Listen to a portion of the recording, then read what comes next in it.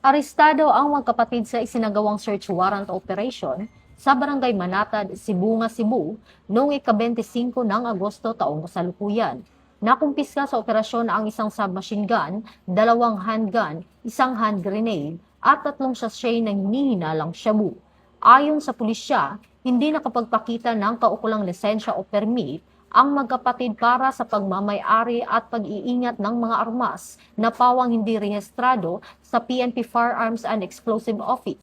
Isinagawa ang operasyon ng CIDG Cebu City Field Unit, Regional Intelligence Unit 7, Regional Mobile Force Company 7 at Sibunga Municipal Police Station dahil sa paglabag sa Republic Act 10591 o ang Comprehensive Firearms and Ammunition Regulation Act at Republic Act 9165 o ang Comprehensive Dangerous Drugs Act of 2002.